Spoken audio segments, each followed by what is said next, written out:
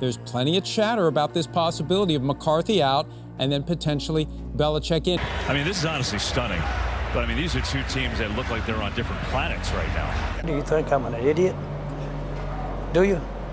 The Dallas Cowboys were absolutely embarrassed at home on owner Jerry Jones' birthday. Now, people are wondering what's going to happen next. Could they be moving on from Mike McCarthy and instead grabbing head coach Bill Belichick? More on that in the game in a bit. This was absolutely hilarious. You had the classic Cowboys fans just unable to even watch, putting the face in the palm during this game. By the way, this is the worst home loss in the Jerry Jones era, a lopsided defeat against the Detroit Lions. This may have been the worst moment for Cowboys fans after the game. You have a lady vomiting while a Lions fan does the gritty.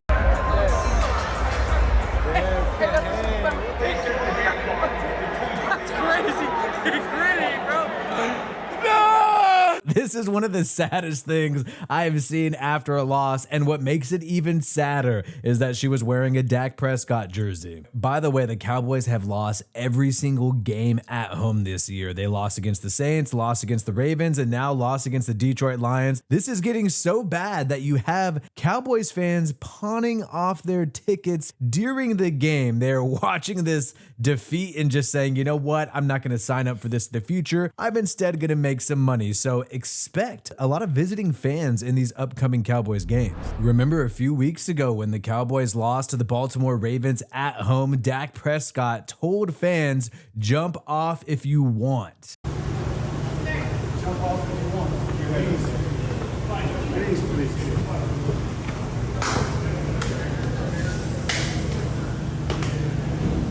You can tell this $60 million a year man is upset about the noise, upset about the fans. Well, that comment, jump off right now, please jump off if you want, did not age well. This is being memed up like crazy. Dak Prescott, winless at home, jump off if you want. You got all the Cowboys fans jumping off right now, and Dak dealing with a 46-9 deficit with still 13 minutes to go in the fourth quarter. Wow. And this is going to be just the slogan of the year as long as the Cowboys continue to lose at home. Jump off if you want, please, please. Well, the Cowboys lost to the Lions 47-9, and I think a lot of people, a lot of Cowboys fans wish they could jump off of that record-breaking Dak Prescott contract. Not only is he the highest paid quarterback in the league, but he's the highest paid player in the entire NFL. In the offseason, we saw this video emerge of Dak Prescott dancing and feeling free. This got over 3 million views all over social media.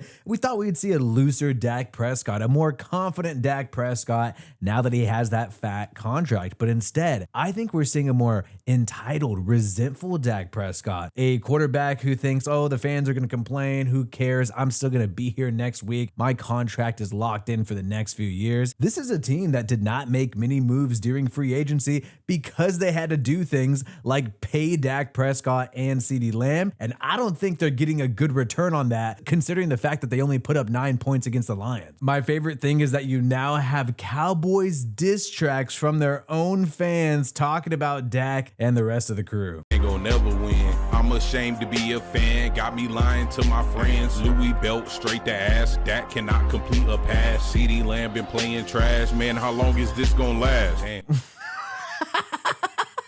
The Cowboys season is going so bad that you literally have fans making freaking art right now. This is absolutely amazing.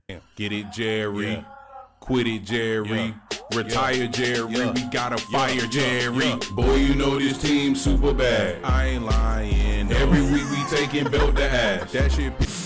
I don't think this is going to be the last time we hear this from this depressed Cowboys fan. I'm pretty sure there's going to be a remix when they play the San Francisco 49ers after their bye week next week. This is when things got so cringe for the Dallas Cowboys social media team. You had AT&T Stadium post the amount of fans they had, 93,000, and you had the Detroit Lions social media team point out that, is it us or is the scoreboard a little blurry? This went viral all over the internet. You can see that 5 million views. The Dallas Cowboys and the AT&T Stadium literally blurred out the score for their promotional ads. They are too embarrassed to even let the fans see reality right now. Now, there's a lot of problems with the Dallas Cowboys. Obviously, ownership, head coach, and quarterback. We're going to talk about that. But you have people thinking maybe there can be a solution elsewhere, like former Cowboys wide receiver Dez Bryant praying the Dallas Cowboys get Amari Cooper back. Amari Cooper is on the Cleveland Browns, not doing well, catching passes from Deshaun Watson, and a lot of people have mocked him to be on the trade block because he could have been traded in this past offseason. I don't know if that's going to solve everything for you, but it is quite clear that the Cowboys offense is very one-dimensional. It's just CeeDee Lamb. You really don't have anything else outside of him, not only when it comes to wide receiver, but also running back. You have Dowdle trying to do as much as he can, but the Cowboys have not had a running game all year. Speaking of the run game, the big issue for the Cowboys is their ability to defend the run. Opposing running back rooms are circling the Cowboys on their calendar. Make sure you start your fantasy football running backs when they're playing the Dallas Cowboys. Alvin Kamara, 180 yards, Derrick Henry, 170, and the tandem with the Detroit Lions getting 170 as well. The Cowboys defense cannot stop anybody on the ground, but you got to cut him some slack. Right now, Micah Parsons is injured, unavailable, and they recently lost DeMarcus Lawrence for the entire year. You got two big-time starters not available on the defensive side of the football. So I will say, the defense has excuses, but when it comes to the Cowboys needing Amari Cooper, I'm sorry. I don't think the offense has any excuses. You paid your wide receiver, you paid your quarterback. Those guys are supposed to elevate minimal talent around them, and they haven't done that. The big story is Mike McCarthy, the head coach. Could this just be the major issue? Is this guy not preparing this team week in and week out? And you just keep seeing this guy all throughout the year, and especially during that Green Bay Packers playoff loss last year, but all throughout this year, he looks checked out. He looks depressed. He looks like he knows that the end is near. That's the vibe I get from the guy. And it's probably due to the fact that Dak Prescott got his contract extension right before the regular season when he was on his 1 year left on his contract. But Mike McCarthy did not get a contract extension from Mr. Jerry Jones, the owner of the Cowboys. Mike McCarthy is on the final year of his contract. If the Cowboys do absolutely nothing, then Mike McCarthy becomes a free agent. So this guy is literally playing for his life. And if you don't get a contract extension in your final year, that typically means that ownership is on the outs with you. Usually, if you're a talented head coach, you get an extension. You saw Mike McDaniel of the Dolphins get an extension, even though he still had years left on his deal during this season. So I think things are going rough from him. And this latest news with him, before we get into the Bill Belichick, was quite crazy. I don't know what the hell happened here, but Mike McCarthy had his press conference for Monday, and he was an hour late, actually over 2 hours late. You had reporters saying Mike McCarthy's 52 minutes late and counting. What's going on here? People were concerned. Why is he late? Who is he talking to? Is he having a meeting with Jerry Jones, and that's why he's taken too long to get to these press conferences? And what ended up happening is that Mike McCarthy eventually arrived to the press conference, but he was 2 hours late in total. So I don't know if it was a team meeting to figure out the scheme going into your bye week. I think he was sent a message by Mr. Jerry Jones prior to going to that press conference. And you have this bombshell report happening by Jordan Schultz right after the loss, right after this embarrassing loss for Jerry Jones on his birthday. Jordan Schultz said that while Jerry Jones remains committed to Mike McCarthy, many around the league wonder if Dallas could become the primary landing spot for Bill Belichick this offseason should the Cowboys decide to make a change. According to multiple sources, Belichick has a really great relationship with the Jones family. So, they always have to qualify these statements, right? They can't exactly say what's going on should the Cowboys make a change. So if the Cowboys make a change, meaning if they do nothing, if they just do not sign Mike McCarthy to a contract extension because he's on the final year of his contract, then Bill Belichick could be an option. You see Bill Belichick on TV TV right now as an analyst. He was a player for that Atlanta Falcons job. They decided not to go with Belichick. If you're Jerry Jones, 82 years old, trying to see something happen, trying to see this roster that you've already paid a lot of money and sunk a lot of cash into be elevated, maybe Bill Belichick is your best bet. Perhaps the big-time Cowboys fan Skip Bayless would like to see Belichick come through. Jerry, how do you not fire McCarthy? It's because he's your best friend and maybe your only friend. Happy birthday, Jerry, 82. And I'm dying over here. So Skip Bayless was absolutely livid after this game. I don't know if Jerry Jones is that good of friends with Mike McCarthy where he's not going to replace the guy with Bill Belichick. But I think, man, a change has to be made soon. Something has to happen. It's not going to happen at the quarterback position, and it's likely not going to happen with personnel. Jerry Jones decided to not spend that much in this offseason because he said they had to make those contract extensions. He's got to find a coach and a GM, since he's technically always the GM, that could find hidden talent in the draft this upcoming season. And with some of those cheap contracts in free agency, I think Bill Belichick is that guy. Jerry Jones was asked if he would consider a coaching change, and I want you to pay attention to what he says. He doesn't exactly deny it, but he also tries to defend McCarthy. Oh, I haven't even considered that. I'm not considering that. Just so you're clear, I'm not considering that. But you've done it Don't once I before. wouldn't be a hypothetical in that matter. Do you think I'm an idiot? Do you? Okay, well, I'm not going hypothetical with you about when I'd consider coaching change in light of the timing we're sitting here with. I'm not at all.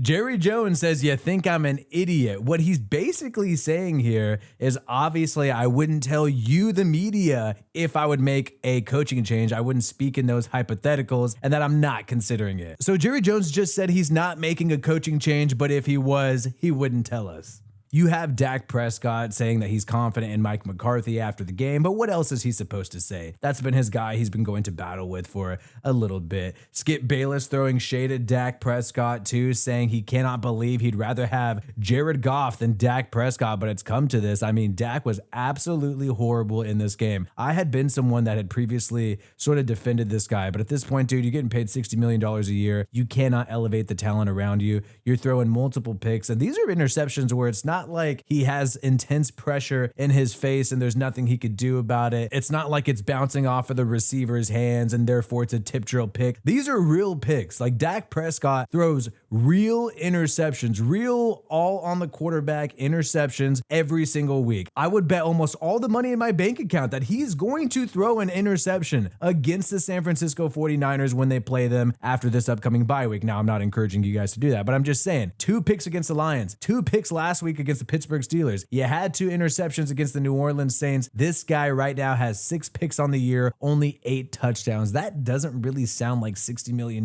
quarterback play to me. And when you're looking at last week against the Pittsburgh Steelers, like, I know we're talking about them, the Cowboys being 3-3, maybe it's not too crazy, but just think about what's happened. You blew out the Cleveland Browns week 1, which right now is arguably the worst team in the NFL, I think partly due to their offensive line and obviously Deshaun Watson. Then you get your ass whooped by the Saints. You lose a close game against the Baltimore Ravens. Okay, I get that. And then you got 2 dubs. Think about these 2 dubs that the Cowboys got. You beat the New York Giants, which is a team that a lot of people consider an easy win. I know they got a really good rookie wide receiver, Malik Neighbors, but they kind of lucked out in that game. I mean, if Malik Neighbors doesn't have a concussion in the 4th quarter against the Dallas Cowboys in that primetime matchup on Thursday Night Football, the Giants could have easily come back and won that game. Then against the Pittsburgh Steelers. Now, the Pittsburgh Steelers, tough team, not a high-scoring team, but a good defense. They barely, by the skin of their teeth, beat the Steelers in primetime as well. So I'm looking at the Cowboys here. I could see them very easily, when you really break it down, being a 1-5 team. I think they've gotten actually quite lucky. The fact that the record is not even worse than it is. And we've seen some issues, the issues that came up this week. We saw some of the drama last week. And I think everybody sort of just ignored this because the Cowboys got the victory. But look at CeeDee Lamb. I mean, what the hell does he say to Dak Prescott after Dak throws a boneheaded interception? We still don't know what he said. I mean, I can't read lips here. Something ball, blah, blah, blah. I can't read that, but whenever somebody says something to another person and they're just sort of sitting there not replying, it's probably because the person who is being chirped at doesn't like exactly what they said, right?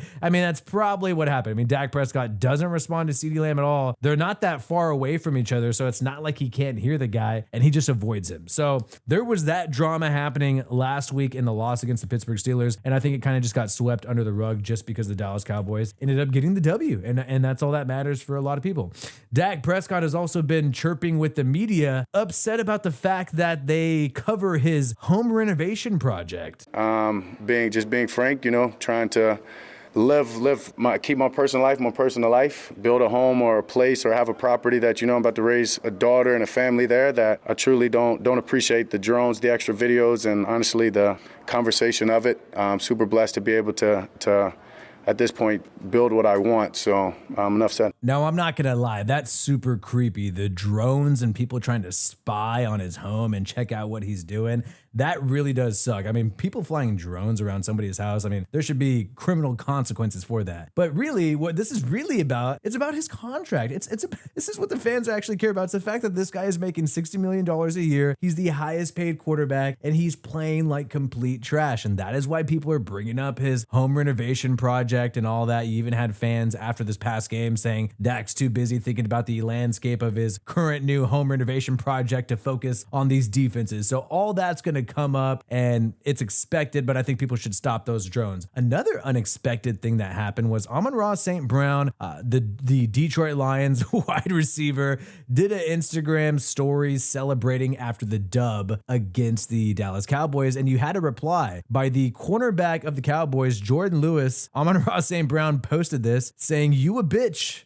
Called him a bitch, and St. Brown reshared this on his Instagram, and apparently they are not over their beef. These guys were beefing during the game. Jordan Lewis not happy that things did not work out for the Cowboys, and this was shared all over social media, him calling him a bitch. Jordan Lewis was upset about the fact that Amon-Ra St. Brown shared that private conversation. That was between me and him. He decided to show the world. And other fans, you got fans trying to console Jordan Lewis here. You got to let it go, bruh. And the guy says, you're absolutely right. I wonder if the fans are consoling Dak Prescott and Mike McCarthy right now. They seem a little lighter on the cornerback Jordan Lewis here. Now, nothing has happened yet with Mike McCarthy, but this is something I think that has to be closely monitored. I think there's going to be a certain week, whether it be a few weeks down the road after the trade deadline, where boom, we just hear out of nowhere, Mike McCarthy has been fired. Maybe Jerry Jones will wait till the end of the year, but we know that this stuff typically happens in the middle of the season. Nobody saw the Robert Saleh firing happening with the New York Jets. I think people see this Mike McCarthy firing happening because of the lack of a contract extension. The question is, what do the Cowboys do? Who do they grab instead? I think this year it's a wash. Nobody's going to come in and help save the season. Either the Commanders or the Eagles are going to take this division, unfortunately, for the Dallas Cowboys. But when it comes to next year, not only can you grab Bill Belichick, there's other candidates out there. There's John Gruden still available. Maybe Jerry Jones could be the one to have the balls